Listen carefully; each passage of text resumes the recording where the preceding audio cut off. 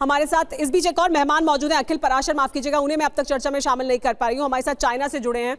अखिल, भारत और रूस के संबंध भी उस गति से तेजी से आगे बढ़े जैसे कि पार्टनरशिप चीन और रूस के बीच में है। हालांकि भारत और रूस की दोस्ती बहुत पुरानी है, लेकिन अब उसे एक नया आयाम देने की कोशिश हो रही है।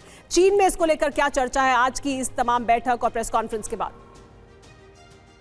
जी बिल्कुल, चीन की तरफ से जो पुतिन की जो भारत यात्रा है उसको काफी कुल मिलाकर सावधानी प्लस सकारात्मक ये प्रतिक्रिया मिल रही है, क्योंकि चाइनीज आधिकारिक स्तर पर टकराव वाली भाषा का इस्तेमाल नहीं किया गया है और ये संदेश दिया है कि रूस भारत की जो नज़दीकी है वो एक तरह से पश्चिमी जो दबाव है, जो प्रेशर है, उसको संतुलित करने वाला फैक्टर बताया गया है। लेकिन कहीं ना कहीं चाइनीज डिस्कोर्स में या जो थिंक टैंक है उनमें एक तरह की चिंता ये भी है कि रूस जो है वो भारत को कितनी हाईटेक मिलिट्री सहायता देगा, इन चीज़ों पर बड़ी पैनी नज़र बनाए हुए है। जो चाइनीज मीडिया है, ग्लोबल टाइम्स, आप जानते हैं कि ये काफ़ी बड़ा मेन स्ट्रीम मीडिया है, उनका ये उसने पुतिन की इंडिया विजिट को दुनिया के लिए साफ संदेश बताया है कि रूस और भारत दोनों पश्चिमी दबाव के बावजूद अलग थलग नहीं है और वो अपने रास्ते खुद चुन रहे हैं।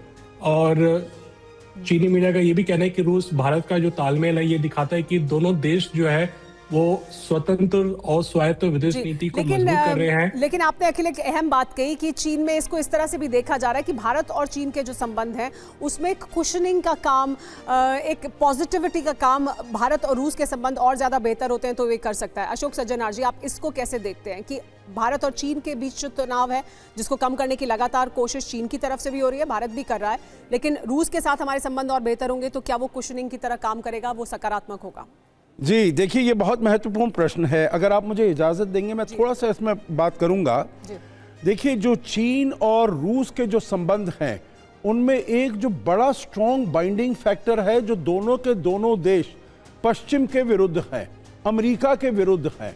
जो रूस और भारत के संबंध हैं उसमें ये वाला फैक्टर इतना नहीं आता है, क्योंकि रूस तो पश्चिम के विरुद्ध है, परंतु भारत का जो संबंध है पश्चिम से, अमेरिका से, वो बेहतर हैं, बड़े अच्छे हैं। अभी थोड़ा सा उतार चढ़ाव आया है और इसको हम देखते हैं जो आगे चलते हुए, परंतु आयाम बहुत हैं भारत और अमेरिका पश्चिम के देशों से हमारे आगे काम चलने के लिए।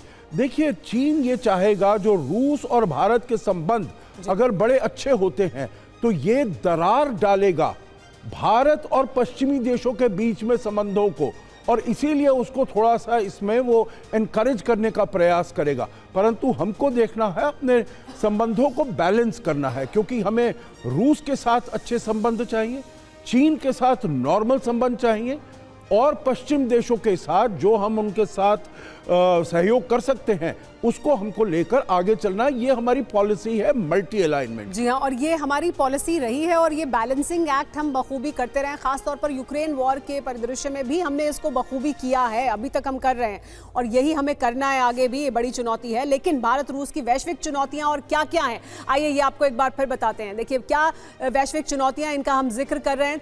देखिए, एक है भू राजनीतिक तनाव, ये एक बड़ी चुनौती है जो वैश्विक चुनौती है। पेमेंट सिस्टम जो सीधे भारत और रूस को प्रभावित करते हैं, क्योंकि हम वहाँ से तेल मंगा रहे हैं और पेमेंट्स हमें करने हैं, तो पेमेंट सिस्टम एक बड़ा मुद्दा है। रूस के लिए ऊर्जा सुरक्षा और डॉलर पर निर्भरता, ये तो जो तमाम मुद्दे हैं ये वैश्विक चुनौतियां हैं जिनका सामना हमें मिलकर करना है। इसके अलावा सैन्य तकनीक भारत को चाहिए, चीन का बढ़ता हुआ प्रभाव भारत के लिए एक बड़ी चुनौती है। रक्षा सप्लाई चेन को बनाकर रखना रूस के लिए चुनौती है, और नई टेक्नोलॉजी पर प्रभुत्व बनाकर रखना, यानी अपनी जो क्षमताएं उनको नया आयाम देना, नई तरह की क्षमताओं को जुटाना, ये एक बड़ी चुनौती है। इसके अलावा UN, WTO, IMF में सुधार हो, भारत ये लगातार चाहता है, भारत इसके लिए बात करता रहा है। खाद्य सुरक्षा सप्लाई चेन में मदद कर सकता है रूस, और जलवायु संकट में भी, क्योंकि भारत अगर न्यूक्लियर एनर्जी की तरफ बढ़ेगा और उसमें रूस मदद करेगा, योगदान देगा, तो फिर हम इस चुनौती का भी बहुत बखूबी सामना कर पाएंगे जो जलवायु संकट की चुनौती है और जिसमें भारत अपनी तरफ से अहम कमिटमेंट्स करता रहा है। एक और बड़ी खबर लेकिन इससे जुड़ी हुई अपने दर्शकों को बता देते हैं। भारत और रूस के बीच जो संबंध है उनको लेकर जॉइंट प्रेस कॉन्फ्रेंस में राष्ट्रपति पुतिन ने क्या कहा था वो बहुत अहमियत रखता है। भारत को सुरक्षा सहयोग जारी रहेगा, ये कहा राष्ट्रपति पुतिन ने। अभी के सुरक्षा समझौते से मैं संतुष्ट हूं, उनका यह भी कहना था। रूस और भारत साझेदारी और गहरी होगी और बेहतर होगी, यानी अभी तक जो सुरक्षा समझौता है उस पे मैं संतुष्ट हूं। Our country, for the last half a century, has been helping to arm and modernize the Indian Army, including the air defense forces, aviation, and the Navy. In general, we are undoubtedly satisfied with the results of the negotiation we just had. तो ये तो कहा ही राष्ट्रपति Putin ने कि वो संतुष्ट हैं, लेकिन पुतिन ने भारत से वादा भी किया है।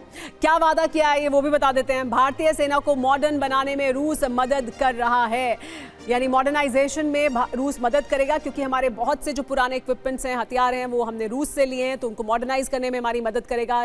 डिफेंस पर अभी हुई वार्ता पर मैं पूरी तरह से संतुष्ट हूं, ये भी कहा राष्ट्रपति पुतिन ने। और अभी हुई चर्चाएं भारत और रूस के हित में हैं, ये भी उन्होंने जोर दिया। ये समझौते रूस और भारत के लिए रणनीतिक साझेदारी को मजबूत करने के लिए बहुत ज्यादा अहमियत रखते हैं, ये कहा राष्ट्रपति पुतिन ने ज्वाइंट प्रेस कॉन्फ्रेंस के दौरान। हमारे साथ तमाम मेहमान बने, इनके साथ हम चर्चा कर रहे हैं इन तमाम मुद्दों पर, लेकिन मेरी सहयोगी प्रगति और प्रीति भी फील्ड में मौजूद हैं। वो राष्ट्रपति भवन के बाहर मौजूद हैं, जहां पर कुछ समय बाद शाम 7 बजे जब बैंक्वेट होगा, स्टेट बैंक्वेट, उसमें पहुंचेंगे तमाम लोग, राष्ट्रपति पुतिन, प्रधानमंत्री मोदी। प्रीति, क्या तैयारियां लेकिन और किस तरह की हलचल अब वहां पर क्या देखने को मिलनी शुरू हो चुकी है? देखिए, अभी वक्त हो रहा है 5:30 बजने में 2 मिनट बाकी है और ये स्टेट डिनर है 7 बजे का। ऐसे में सुमेरा, गहमा गहमी अभी तो कम है क्योंकि अलग अलग जगहों पर अलग अलग कार्यक्रम चल रहे हैं। वहीं दूसरी तरफ राष्ट्रपति भवन में इस स्टेट डिनर को लेकर तैयारियां बड़े जोशो खरोश से चल रही है। लेकिन हाँ, इतना ज़रूर मैं कहूँगी कि जब हम आए थे तो सिक्योरिटी काफ़ी ज़्यादा सख्त थी। यहाँ पर आसपास एंट्री सिर्फ मीडिया को है और वो भी एक स्पेसिफिक जगह पर है। इस वक्त हम विजय चौक पर मौजूद हैं। मेरी बाएं तरफ संसद भवन है, वहीं दूसरी तरफ दाईं तरफ जो रास्ता जाता है वो इंडिया गेट की तरफ जाता है। पीछे अभी जब लाइट जलेंगी ना तो आप देखेंगे कि किस खूबसूरत माहौल में रूस के राष्ट्रपति व्लादिमीर पुतिन यहाँ पर पहुंचेंगे और वाकई में वो यहाँ की खूबसूरती को देखकर मेस्मराइज्ड होंगे। उन्हें ऐसा लगेगा कि उनके लिए जो तैयारियां की गई हैं वो अपने ही नेक्स्ट लेवल पर हैं और इसी बात का इंतजार यहाँ पर मौजूद सिक्योरिटी में लगे तमाम लोगों को है। हालांकि पूरी तरह से सख्ती के साथ यहाँ पर एंट्री मिल रही है मीडिया से लेकर बाकी लोगों को, लेकिन अभी हम कहें तो बहुत ज़्यादा वहाँ पर गाड़ियों के आवागमन नहीं दिख रहा है, लोग नहीं पहुँच रहे हैं। लेकिन जैसे ही 7 बजने से थोड़ा पहला वक्त होगा, मुझे लगता है कि ये जो मूवमेंट है वो 6:30 बजे के आसपास बहुत ज़्यादा एक्टिव हो जाएगा और उस दौरान आप देखिएगा जो मेरे पीछे इस वक्त आप देख रहे हैं, अगर मैं दिखा पाऊँ आपको, ये जो पीछे रास्ता आप देख रहे हैं सीधे राष्ट्रपति भवन की तरफ जाता है और देखिए थोड़ी थोड़ी लाइट्स जलना शुरू हो गई हैं जो खूबसूरती संसद भवन के उस रास्ते को बढ़ाती हैं। ये वो रास्ता है जो नॉर्थ ब्लॉक और साउथ ब्लॉक से होते हुए सीधे राष्ट्रपति भवन की तरफ जाता है और अपने आप में इसकी खूबसूरती, लोग देश से नहीं बल्कि पूरी दुनिया से इस खूबसूरती को देखने के लिए यहाँ पहुँचते हैं और यहीं पर जी बिल्कुल प्रीति, और उनके डेलीगेशन कुछ देर बाद यहाँ पर हलचल भी तेज हो जाएगी।